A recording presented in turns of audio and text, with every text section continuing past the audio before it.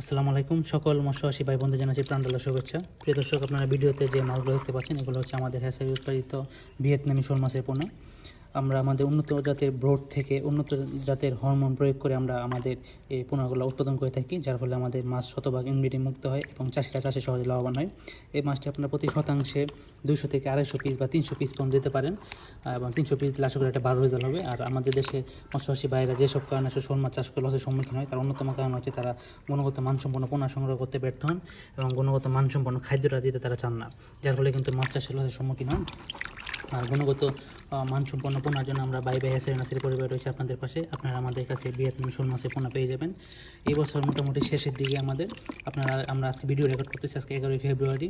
এই মাছগুলো অর্ডারে ছিল, যার ফলে হচ্ছে আমরা এই মাছ আমরা আজকে ডেলিভারি দিব রাত্রে, যার জন্য আপনাদের ভিডিওতে নিয়ে আসলাম। প্রিয় দর্শক, তাই এরকম গুণগত মানসম্পন্ন শোল মাছের পোনা সংগ্রহ করতে আমাদের স্ক্রিনে থাকা নাম্বারে যোগাযোগ করুন। ধন্যবাদ সবাইকে।